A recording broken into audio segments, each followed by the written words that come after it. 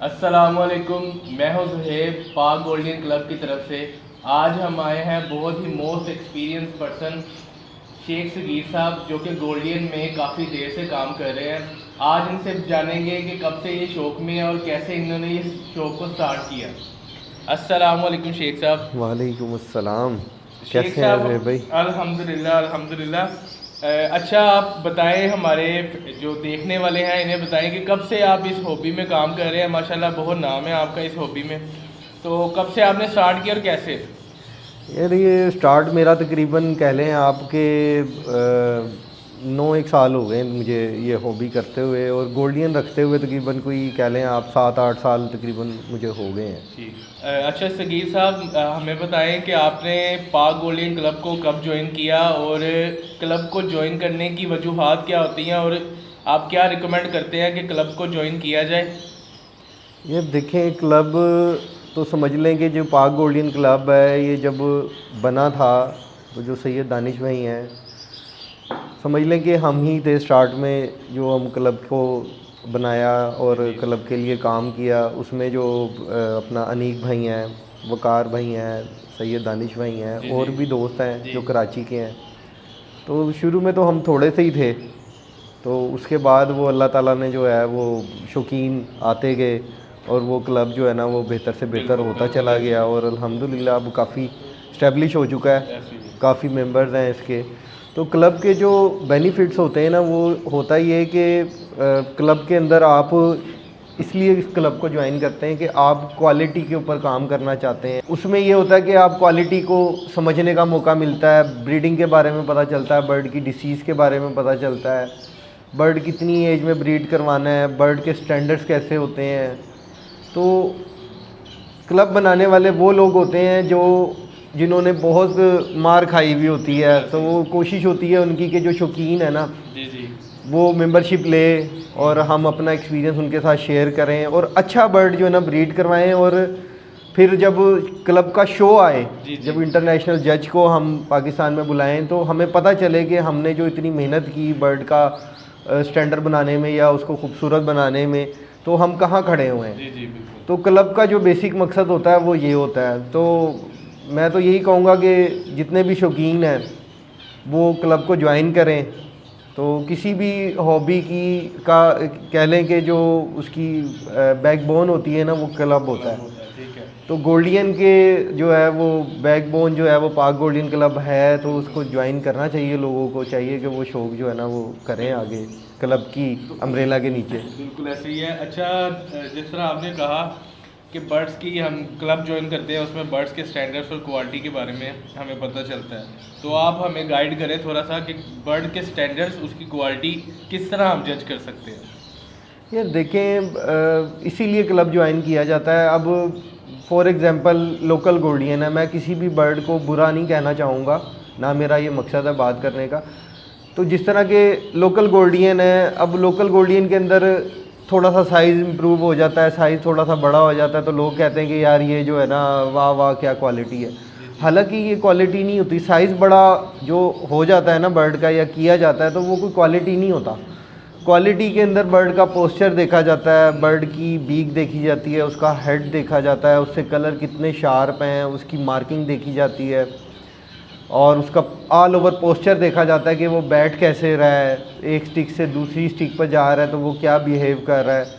तो ये सारी चीज़ें जो है ना वो एक कह लें कि कंप्लीट बर्ड को बनाने में जो है ना अपना किरदार अदा करती है। और जो फुल फीचर वाला बर्ड होता है या फुल स्टैंडर्ड वाला जो बर्ड होता है, उसकी तो खूबसूरती का लेवल ही कुछ और होता है और उसका तो मज़ा ही कुछ और होता है। बिल्कुल।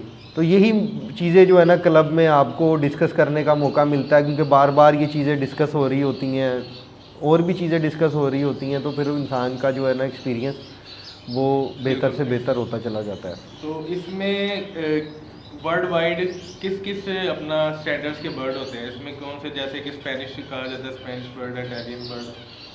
यार देखें, स्टैंडर्ड की जहाँ तक बात है ना, वैसे तो 4-5 स्टैंडर्ड हैं जो दुनिया में वर्ल्ड वाइड जो है ना वो चल रहे हैं। हर शख्स जो है ना वो अपने तौर पर बेहतर से बेहतर बनाने की कोशिश करता है बर्ड को, चाहे वो इटली में रह रहा है, चाहे वो बांग्लादेश में रह रहा है, चाहे वो स्पेन में रह रहा है या पाकिस्तान में रह रहा है। लेकिन जो बेसिक स्टैंडर्ड होते हैं ना वो सब एक ही होते हैं तमाम बर्ड्स के, ठीक है ना। लेकिन आप पे डिपेंड करता है कि आप अपनी काविश को, अपनी मेहनत को किस तरीके से लेकर आगे बढ़ रहे हो, आपकी बर्ड की सिलेक्शन किस तरह की है। तो वैसे अगर हम आसान अल्फाजों में बात करें तो जो स्पेन का स्टैंडर्ड है बर्ड्स का, वो बहुत अच्छा स्टैंडर्ड है, बहुत खूबसूरत है वो बर्ड। छोटी सी बीक होती है उसकी, बड़ा हेड होता है, उसका पोस्चर बहुत प्यारा है। तो ये चीज़ें जो है ना वो बर्ड को खूबसूरत बनाने में तो अपना आप किरदार क्या अदा कहते करते हैं हैं। आगे जो गोल्डियन में जैसे काम हो रहा है, तो लोगों को क्वालिटी बर्ड्स में ही ब्रीड करवाना चाहिए कि पाकिस्तानी बर्ड जो हैं हमारे गोल्डियन उनको इम्प्रूव करना चाहिए? यार देखें, जो आप अगर लोकल बर्ड को इम्प्रूव करने के लिए आज प्लान करेंगे तो आपको कई साल चाहिए, तो वो तो टाइम का ज़या है। तो क्लब इसीलिए बनाए जाते हैं, इसीलिए बनाया गया है कि आप क्वालिटी को समझें और फिर क्वालिटी के अंदर काम करें, क्योंकि क्वालिटी का कोई एंड नहीं है, ठीक है ना। आज अगर मैं ये समझता हूँ कि यार मेरे पास बहुत ही प्यारा बर्ड मौजूद है, बहुत ही खूबसूरत बर्ड मौजूद है और ये जो है ना एंड है, ऐसा नहीं है। क्वालिटी का कोई एंड नहीं है, क्योंकि आप लगे रहते हैं किसी न किसी तरीके से, किसी न किसी पॉइंट को लेके बर्ड की, कि एक दफ़ा आपने अपने बर्ड की बीक अच्छी कर ली, अगली दफ़ा आपने उसका हेड अच्छा कर लिया, आपने उसका पोस्चर अच्छा बना लिया, उसे कलर इन्हांस कर लिए, मार्किंग अच्छी कर ली। तो ये चीज़ें जो है ना आपके शौक़ को ख़त्म नहीं होने देती। तो यही मकसद होता है क्लब का भी, कि आप जो है ना वो शौक़ को करते रहें। तो जैसे कि हमें सुनने में आता है कि ये बहुत कलरफुल बर्ड है, तो इसमें बताया जाता है कि 168 कलर्स कॉम्बिनेशन है जी बिल्कुल ऐसे ही। तो म्यूटेशंस के बारे में थोड़ा सा हमें नॉलेज दें कि कौन कौन सी म्यूटेशंस अभी आपके पास ब्रीड कर रही हैं? यार देखिए, मेरे पास तो अल्हम्दुलिल्लाह ब्रूनो भी ब्रीड कर रही है, फिर ब्लू ब्रूनो भी ब्रीड कर रही है, फिर लटीनो सैटिन आप कह लें उसको आसान अल्फाज में, वो भी ब्रीड कर रही है, फिर ब्लू सैटिन भी ब्रीड कर रही है मेरे पास, आइवरी भी है मेरे पास। तो अल्हम्दुलिल्लाह काफ़ी म्यूटेशंस हैं मेरे पास जो इस टाइम हॉट हैं। उसके अलावा अगर आप क्लासिक की बात करते हैं तो क्वालिटी के अंदर क्लासिक ग्रीन मेरे पास बहुत अच्छा लगा हुआ है, और ब्लू क्लासिक जो है वो बहुत अच्छा लगा हुआ है। फिर उसके आगे भी आपको पता है कि येलो बॉडी के अंदर भी बेशुमार कलर्स आ जाते हैं हेड की वेरिएशन और ब्रेस्ट की वेरिएशन के साथ। तो सगीर भाई, इसके बाद हम आ जाते हैं इसकी ब्रीडिंग के बारे में। गोल्डियन में लोग कहते हैं कि इसको ब्रीड करवाना मुश्किल है, तो बताएं कि गोल्डियन को किस एज में ब्रीड करवाया जाए तो सबसे अच्छा रहता है? देखिए जी, मिनिमम जो एज है ना गोल्डियन की वो 1 साल है। 1 साल में गोल्डियन आपके पास अच्छा ब्रीड करती है, और अगर आप समझते हैं कि यार मैं आइडियल ब्रीड लेना चाहता हूँ, जी जी, तो वो कम से कम 2 साल का बर्ड जो है ना वो आपके पास बहुत अच्छा ब्रीड करता है। लेकिन जो क्लच नंबर है ना वो आपके ब्रूटल नहीं होने चाहिए, ठीक। वो 3-4 क्लच इनफ होते हैं।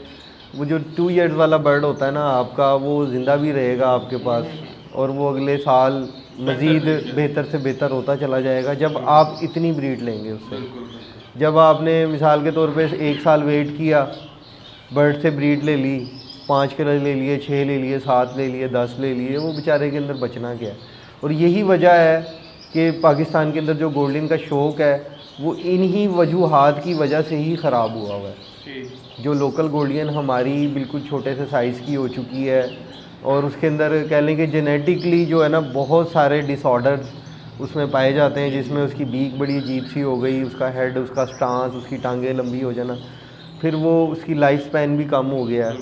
तो ये ज़्यादा क्लच लेने, कम एज में ब्रीड लेने की वजह से ये सारे मसले मसाइल। अच्छा, इसमें इसके बाद आ जाते हैं हम कि गोल्डियन को कहते हैं बहुत नाजुक परिंदा है, तो इसकी कीपिंग किस तरह की जाए ताकि इसको बेहतर तरीके से रखा जा सके?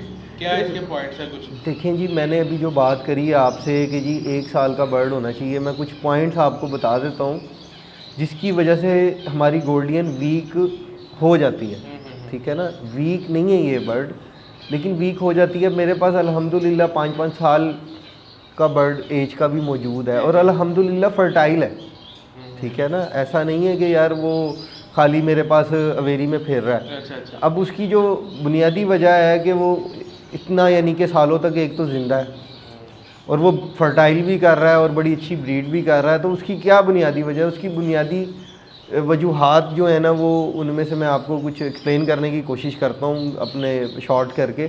सबसे पहली बात तो ये है कि आप बर्ड की एज पूरी करें, ठीक है। फिर जो सिबलिंग्स होते हैं जिनको हम कहते हैं कि यार बहन भाई आपस में लगाना, तो वो भी बर्ड की लाइफ को कम करते हैं। फिर दूसरा ये कि जो आपका कीपिंग है वो कीपिंग किस तरह कर रहे हैं आप बर्ड की, ठीक है। तो बर्ड की कीपिंग अगर आप अच्छी कर रहे हैं तो फिर आपके बर्ड जो है ना वो लाइफ स्पैन ऑटोमेटिकली उनका बेहतर होएगा। और नंबर ऑफ़ क्लच जो है ना वो कितने हैं आपके, अगर आप 3-4 क्लच के अंदर अंदर रह कर ब्रीड करवाएंगे अपने बर्ड्स के साथ, तो उनका लाइफ स्पैन जो है ना वो ऑटोमेटिकली जो है ना वो एक्सटेंड हो जाएगा, इंक्रीज़ हो जाएगा, एक्सटेंड हो जाएगा। तो ये सारी वजूहात हैं जिसकी वजह से जो है ना हमारे पास मसले मसाइल है। और बाकी मज़ीद इसको गहराई में अगर डिस्कस करें हम तो बड़ा लंबी ये वीडियो हो जाएगी। तो इसमें बता दें माशाल्लाह आपके पास सभी आयरन केज में और बहुत खूबसूरत सेटअप है आपका।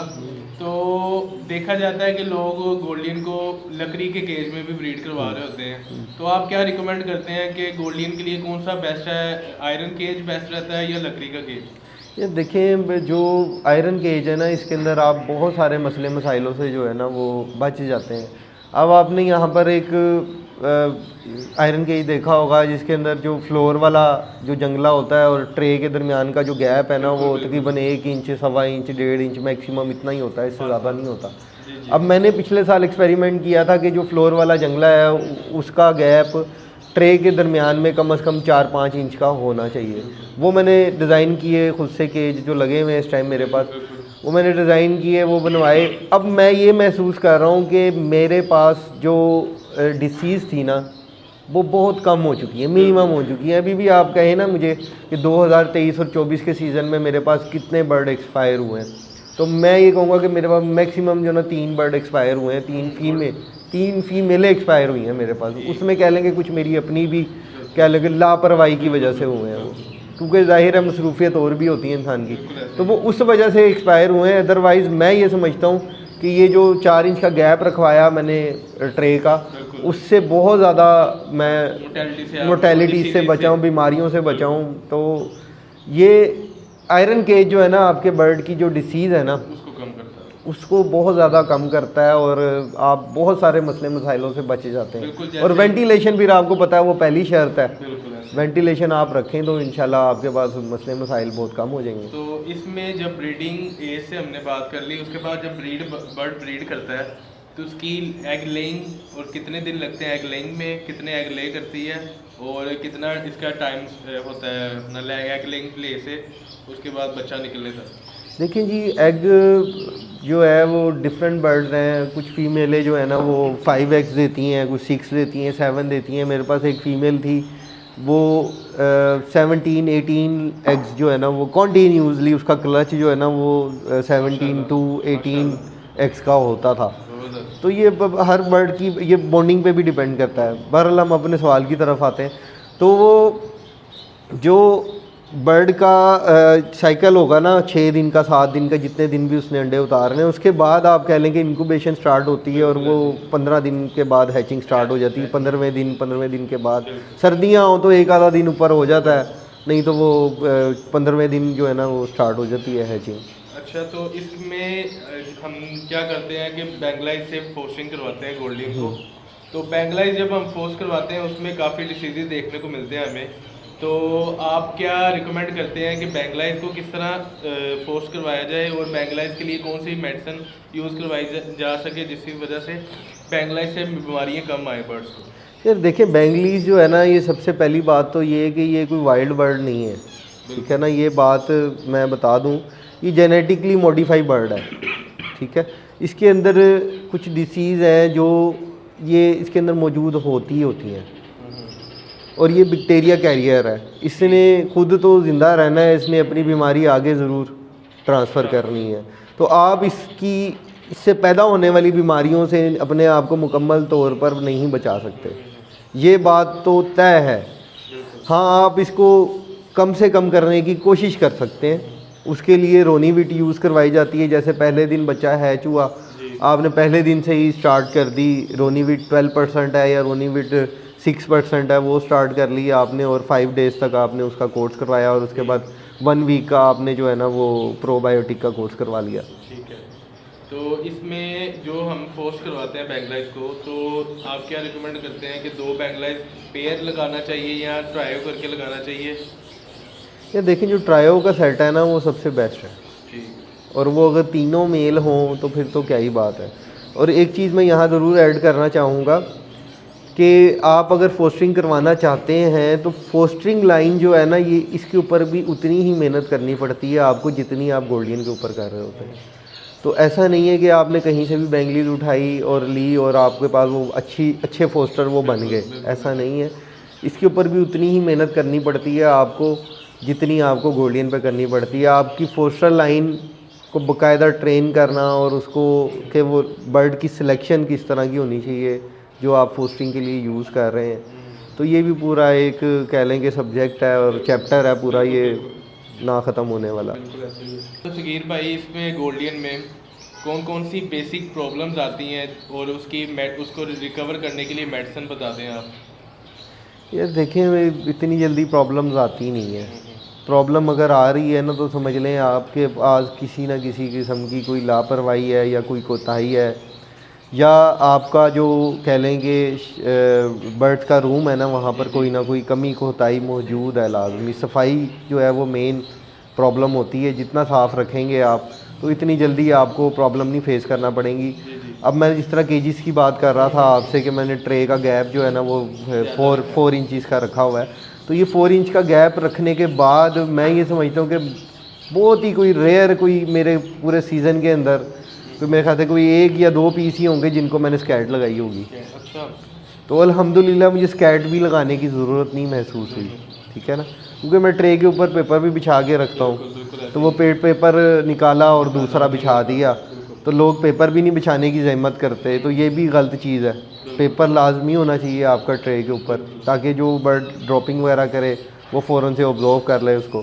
तो स्कैट के वगैरह और क्या? दूसरा स्कैट यूज़ होती है। बाकी इसके अंदर जो कॉमन कह लें कि आप डिसीज़ है ना वो कॉक्सी है, और कॉक्सी जो है ना वो गंदगी की वजह से आती है या वेंटिलेशन ना होने की वजह से आती है, या कुछ मौसम ऐसे होते हैं जिसके अंदर जो है ना वो ये प्रॉब्लम आ जाते हैं इस तरह के, जब मौसम तब्दील हो रहा होता है। तो ये कॉमन है इसके अंदर। फिर ब्लू की लाइन है हमारी, ब्लू की लाइन के अंदर एक साइनस का प्रॉब्लम आता है, उसके लिए मोक्सीसाइक्लिन का सॉल्ट है, ये यूज़ होता है। तो मैं ये समझता हूँ कि कोई इतने ज़्यादा इसके अंदर बीमारियाँ आती नहीं है कि अगर आपने फुल ऑर्गेनाइज़ किया वो पूरे तरीके से अपने सेटअप को, और अब अपनी लाइन को जो है ना, जो आपकी ब्लड लाइन है उसको आप बड़े अच्छे तरीके से लेकर चल रहे हो, तो फिर आपके पास इतनी जल्दी इशू नहीं आते। अच्छा, अब जिस तरह के बच्चों की हैचिंग वगैरह होगी, बर्ड सेल्फ हो जाता है, उसके बाद सबसे मेन चीज़ जो क्लब की तरफ से भी हमें बताई जाती है कि बर्ड को रिंग पहना जाए। तो रिंग पहनाने की ख़ास वजह बताएं कि क्यों बर्ड को रिंग पहनाया जाता है? देखिए जी, बर्ड को रिंग पहनाना इसलिए ज़रूरी है, एक तो ये कि आप बर्ड जब सेल करते हैं आप उस रिंग के हवाले से अपने पास रिकॉर्ड भी रखते हैं। आपको पता होता है कि यार ये इसका बेटा है या बेटी है, या इसकी पिछली जनरेशन इसमें से निकली थी। एक तो ये कि आपको रिकॉर्ड मेंटेन करने में आसानी होती है, दूसरा ये कि जो बाय कर रहा होता है उसको भी रिकॉर्ड मेंटेन करने में आसानी होती है, तीसरा ये कि कहते हैं कि पता होता है कि यार ये क्लब का रिंग डला हुआ है, ठीक है ना, ये क्लब का मेंबर है, तो ये कोई ऑथेंटिक ब्रीडर होगा, तो कम से कम नहीं तो ये कुछ ना कुछ सीखने की तो कोशिश कर ही रहा है ना। तो और फिर जब हम कल को शो करवाते हैं क्लब की तरफ से, तो उसके अंदर पार्टिसिपेट करने के लिए आपका क्लब का रिंग डला हुआ होना ज़रूरी होता है। उसके अलावा ये अपना एज वगैरह के लिए भी, ताकि हमें पता चल सके, पूरा रिकॉर्ड आ जाता है ना आपके पास। अच्छा, इसके बाद हम आ जाते हैं कि बर्ड्स को, अब गोल्डियन को जो आप सीड मिक्स यूज़ करवाते हैं उसमें बता दें कि कौन सा सीड मिक्स बेहतर रहता है गोल्डियन के लिए?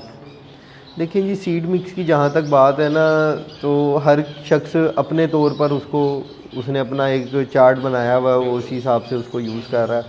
कोई समझता है लाल कंगनी नहीं होनी चाहिए, कोई समझता है लाल कंगनी होनी चाहिए, कोई कहता है लाल कंगनी कम होनी चाहिए। मैं एक फॉर एग्जांपल के तौर पे बात कर रहा हूँ आपसे।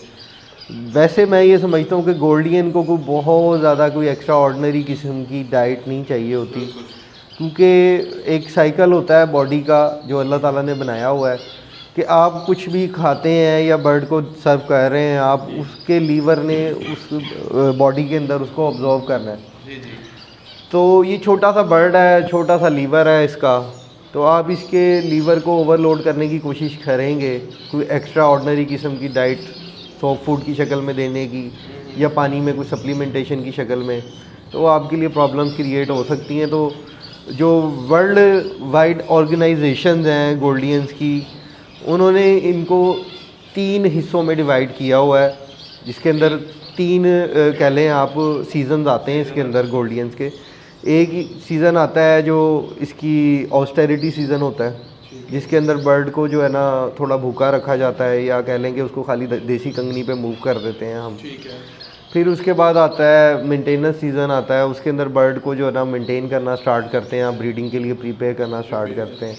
फिर उसके बाद आप जो थर्ड इसका सीज़न आता है वो आता है इसका ब्रीडिंग सीज़न, उसका फिर थोड़ा सा डाइट प्लान चेंज हो जाता है, सीड मिक्स भी चेंज हो जाता है, और एग फूड्स के अंदर भी चीज़ें जो है ना वो फिर वेरिएट करके आप दे रहे होते हैं अपने बर्ड्स को ब्रीडिंग के हवाले से। तो एग फूड का जिस तरह से आपने बताया, तो एग फूड के लिए आप मैं एक बात यहाँ कहना चाहूँगा कि ये जो 3 सीज़न मैंने आपको बताए हैं ना, एक ऑस्टेरिटी सीज़न और एक मेंटेनेंस सीज़न और एक ब्रीडिंग सीज़न।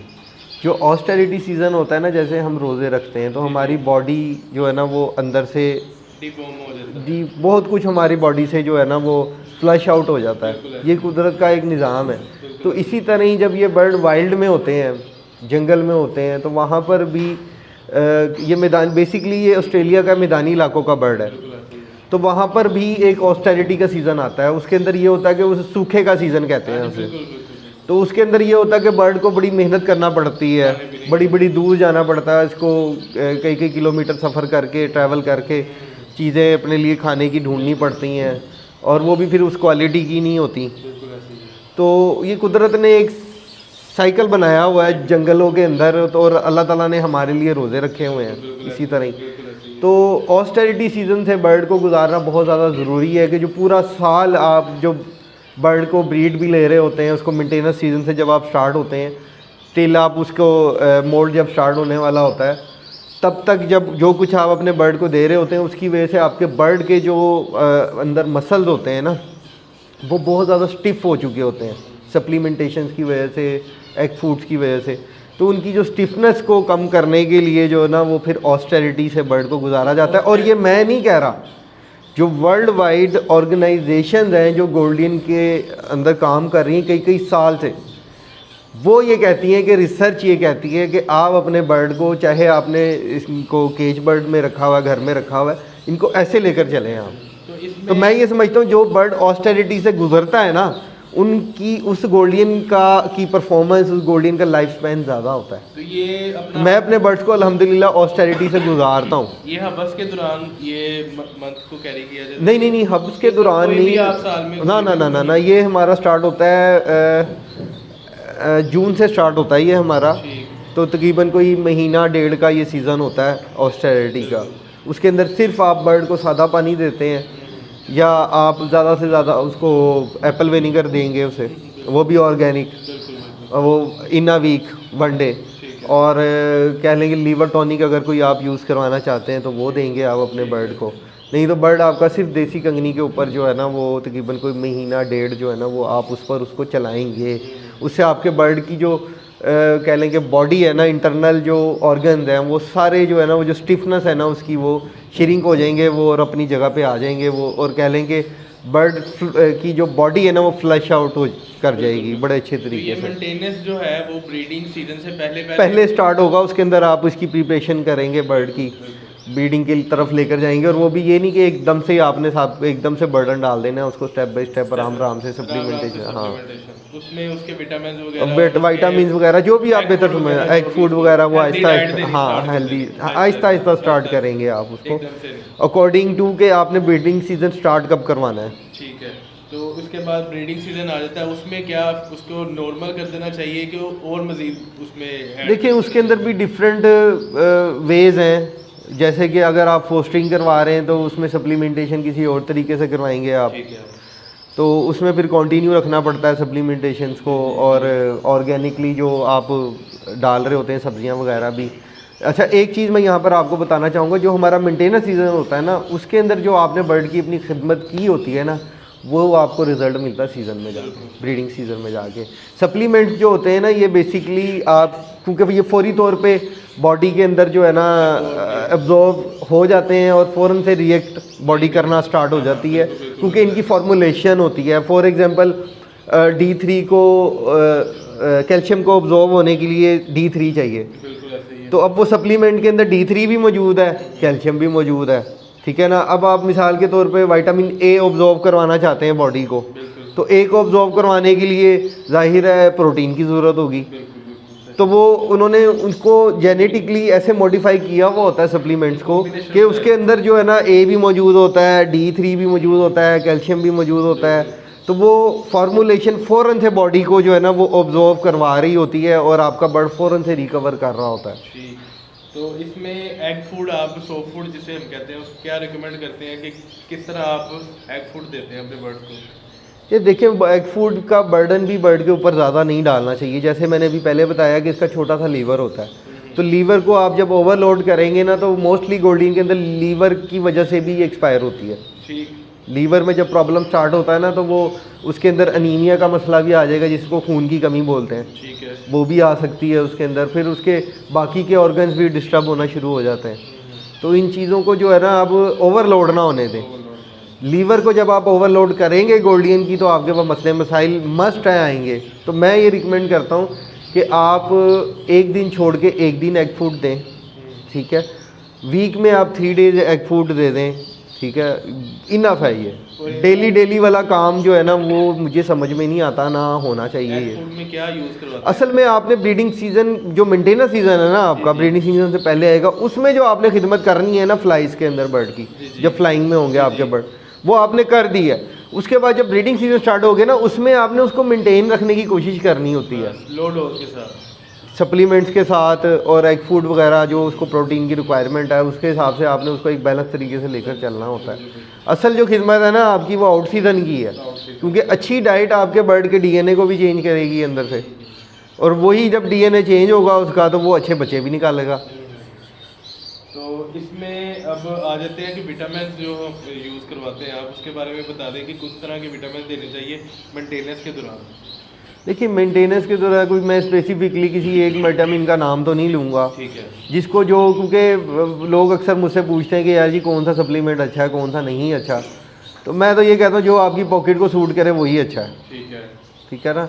वैसे अगर आप कहें कि यार ख़ास तौर पे कौन सा अच्छा है या जिसका रिज़ल्ट बहुत अच्छा है, तो जैसे हमारे इमरान भट्ट साहब हैं, उनकी प्रोडक्ट्स हैं, और ब्रीडिंग ऑयल भी है उनका, उनकी ग्रिट भी है, और उनका कैल्शियम वगैरह भी है, तो बहुत अच्छे रिज़ल्ट है उसका। लाइफलाइन कंपनी जो है उनकी, बहुत अच्छा रिज़ल्ट है उसका, और काफ़ी लोगों को मैंने रिकमेंड भी किया है और लोगों के पास रिज़ल्ट भी आए हैं उसके। मैं खुद भी यूज़ करता रहा हूँ, ग्रिट तो बहुत ही अच्छी है इनकी। फिर आप आ जाएँ, अगर इम्पोर्टेड की बात करते हैं, वैसे ये हमारा जो पाकिस्तान की लोकल प्रोडक्शन के अंदर बहुत अच्छे सप्लीमेंट्स हैं इनके, लाइफलाइन के। फिर आप इम्पोर्टेड की तरफ आ जाते हैं, तो फिर नेक्टोन की प्रोडक्ट्स बहुत अच्छी हैं, ठीक है, नेक्टोन एस है, नेक्टोन ई है, नेक्टोन MSA है, बहुत अच्छा रिजल्ट है इनका। सॉलिविट डी ब्रीडर है, कैल्सीविट है, फिर और भी काफ़ी चीज़ें हैं, AVI फॉर्म की भी काफ़ी अच्छी अच्छी प्रोडक्ट्स हैं। वो आपकी पॉकेट पर डिपेंड करता है, जिस तरह की आपकी पॉकेट है आप यूज़ करवा सकते हैं। अच्छा सगीर भाई, मुझे बताएं कि जब बर्ड मोल्ड पे आ जाता है, जैसे बच्चों को मोल्ड क्लियर करने के लिए 6-7 महीने का वक्त दरकार होता है, तो उसमें बर्ड्स को किस तरह की फ्लाइंग देनी चाहिए और क्या यूज़ करवाना चाहिए जिसकी वजह से बर्ड्स जल्दी मोल्ड क्लियर कर दें? ये देखिए ज़ोहेब भाई, जो ये सब्जेक्ट है ना गोल्डियन का या किसी भी बर्ड का, अगर हम इनको पॉइंट टू पॉइंट या चैप्टर टू चैप्टर लेकर चलें ना, तो ये बहुत ही लंबा हो जाएगा।